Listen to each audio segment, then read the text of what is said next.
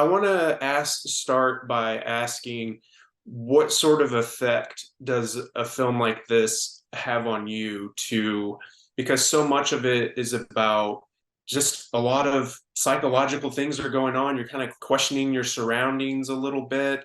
Does an experience like this help you get out of your head a little bit, or are you more in it? Did it cause you to exercise your bad thoughts and fears, or do you get more inside your head and kind of question what you see? Well, it's a really good question. It's really difficult to think in English to answer it easily, but I guess it's yes, it came from my mind. But I feel the genesis of all of these ideas is because I have a black humor, and all the time I'm trying to control my black humor. And I love to be with people with this kind of humor, making no polite jokes, making conversation, absurd conversation, talking with things not polite. I have a lot of these bad thoughts all the time. What happened if this happened? What happened if this old lady crossing the street happened that? Sometimes disturbing. Yeah. Because sometimes I have no limits for thinking about that. Yeah. Demoniac thought, I try to remember, and I wrote about that. I wrote the script, put in my scripts. But I'm not a sick person. I'm just a black humor guy. Sure. Yeah. Well, it's just clear that you have a lot on your mind, and then through going through this experience of watching this film, and there's all these like little nuances and things, or even specific lines. Like I really took to this line of dialogue in here where it says people from town are bored and they like talking crap, and after all it's free. And I was like, wow, that's speaks so many volumes to like the human experience today. And I just found that absolutely fascinating. So kudos to you to not only scare me, but also find ways to get my brain rolling and thinking about things a little more deeply. So I appreciate it very much. I appreciate you. Yeah. Speaking of like getting me thinking, there's a sequence in this film that I really loved, and it's when most of the characters are in the car. There's the grandma, and then there's the boy in the lap, and it's a very intense sequence where we don't know what's going to happen. And that's the thrill of your storytelling here, is that at a certain point, you really think that you have it figured out. But as a scene like that shows you, you really don't. Because as you're watching that, I'm thinking, because of you putting the character looking in the rearview mirror, and the conversation, that's multiple conversations that are being had, and then the noises that are going on, it's just like, oh my God, something's going to blow somewhere. I don't know where it's going to ignite. And so I'm just curious about, or like he's going to see something in the road, slam on the brakes, and the child's going to go flying out the window or something. So I'm just curious about, when you're doing scenes like that, are you thinking about all the different possibilities of each moment? Or is it pretty clear cut for you to know this is what the end game is going to be with each sequence, if that makes sense? Yeah. Nice question. Yeah, the problem when you are in front of how could I shoot this movie, this scene, this kind of thing, is okay. There's a million of possibilities to shoot this, and which is the best. the problem for a director is all the time we are thinking in there's another better option. But I decided to, when you as director decided, no, which is the best option to make it happen. It's what you want to share and to transmit. In particularly this situation, I tried first of all to be creepy, but has a lot of suspense. And the point of this situation was to show you a little confusing moment, and for the audience to think, I saw what I saw, and slowly reveal you that yes, this is what you saw. That's why the dolly movement, and I guess it's a concept of how what I want to transmit. This is what the idea. I had a lot of possibilities to shoot that movie, and I choose the more difficult to shoot it. But where I need to put my audience in this situation, in front of everything, hiding something. And I guess this is the best for the director, when you need to choose and you need to define. I mean, you are betting all the time. Probably you are wrong, or probably not, but all the time you are betting which is the best for the audience. For it. Yeah, well, it really worked out. I think it's just because so much of what we see ahead of that sequence, it's a very small moment amid all the chaos that unfolds in the film, but we saw some chaos in front of it.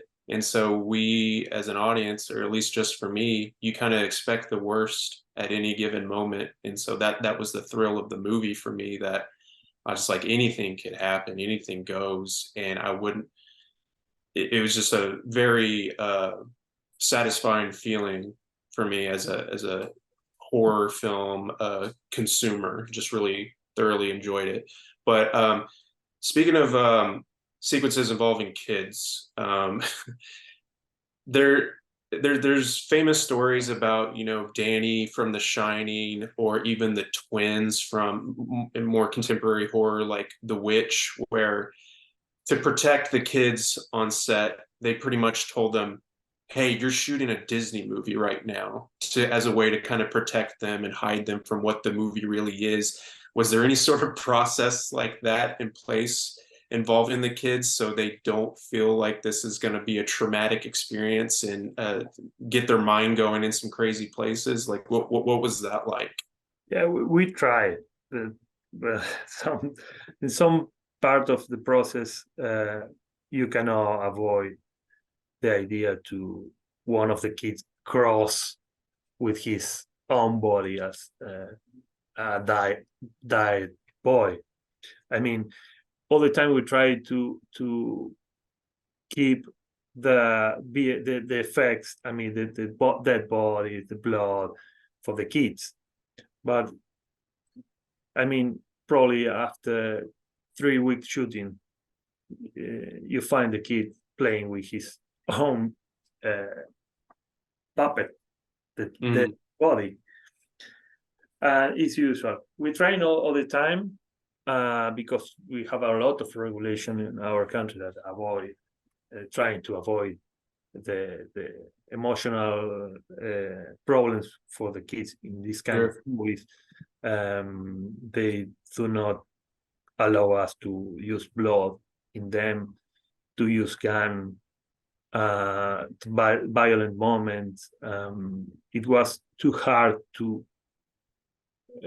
know how to make this movie following the path of the regulation of our country with the minority. We make a lot of camera tricks to involve the kids with violence. Right. Even the last boy in the movie, which is full color of love, we painted him in blue. Okay. Love blue. Makes Okay, sense. I say this is not blood. We turn it in post-production to red. The good part it was that we choose the correct kids because they has the correct parents.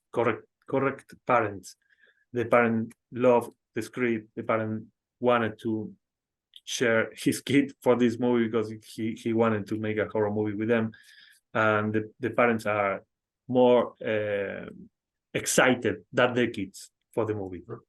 Gotcha. Sorry, I didn't mean to ask about like how the sausage gets made because I do want that mystique to remain there, but I've always been just kind of curious myself, but I'm glad to know that it was a relatively smooth process for you. Do you have the capacity to be scared of your own movie? With my own movie? Yeah. Or with other movie?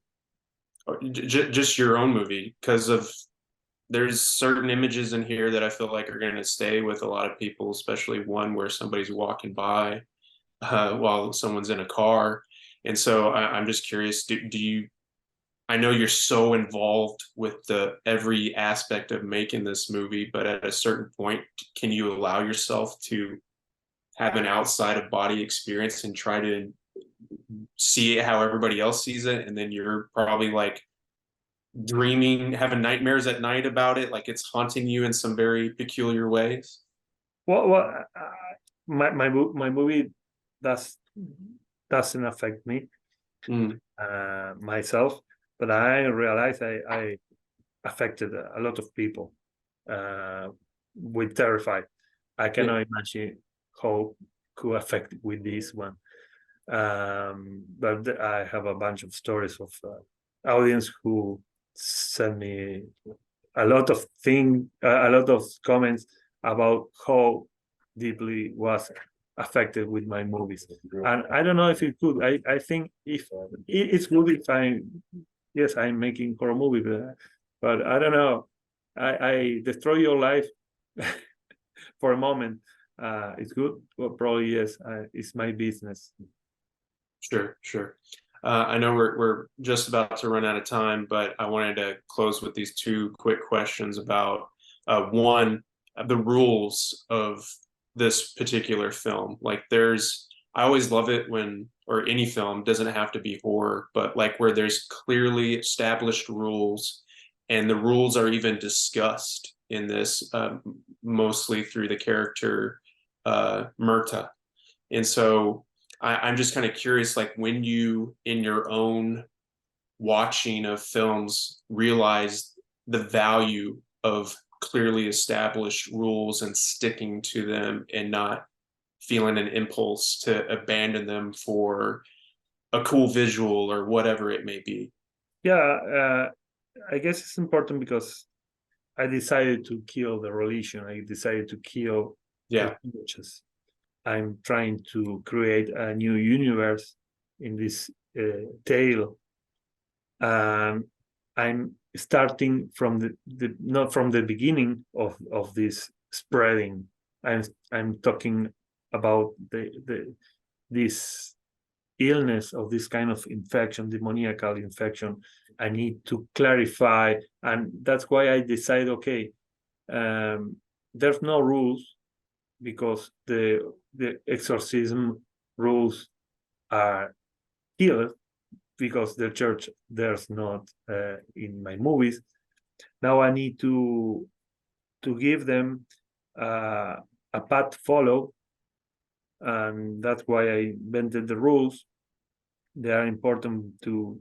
I think it's too funny for the characters to for the audience to see these characters to all the time making mistakes, all the time making the wrong decisions for the rule. Even they forgot the most important rule. Yeah, I guess it's important. Yeah, for sure. And then lastly, I'll cut you loose on another sequence that I really liked, and it's when Murta is kind of going through everything that's been learned over the years. And it's like this backstory moment without the visuals. And I'm sure there'd be other filmmakers that would take a scene like that and probably show us the visuals and the backstory. And so what's great about it is that it's so much about the storytelling, and that's what makes it very compelling and interesting to me.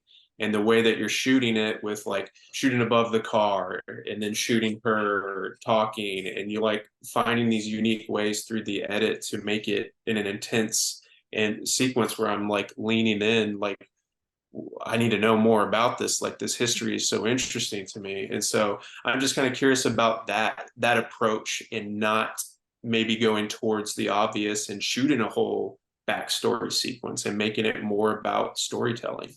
This is the key sequence for me. Mm. I appreciate you like it, and you pay attention, your curiosity for this scene, because the origin of this is because of her. She said, she mentioned it. She said, "What's about if the demon is still following me, and now he found me?" She avoid to the contact with the exterior. She has no light. She complied all the rules because she's a kind of executor, hunter, demon, retired, but she's living in the middle of the nothing. She said, "I moved to a place which I never know if place exists, because this is the rule. I need you need to left all behind." But she made a mistake, as all in this movie make mistakes. All the characters make mistakes, and the mistake was to meet Chimis and to show or to tell something about this demon, or his job. So the demon found her. It's hard to explain that, and I choose that scene to trying to make not too explicit, because I don't want to be explicit, but I choose that scene to give some clue that could happen. Right. Well, again, it was very well done. I hope you're very proud of this film. I can't wait for more people to see it so I can start talking to people about it, because this was like the first interaction that I was able to have with someone, and just like, I gotta spill the beans here and talk. So thank you so much for the thoughtful conversation, thoughtful film, and I can't wait to see where you go from here. Appreciate it, Preston. Sorry for my English. Oh, no problem at all. I heard you just fine. Okay, I appreciate it. All right. Take care. Bye-bye.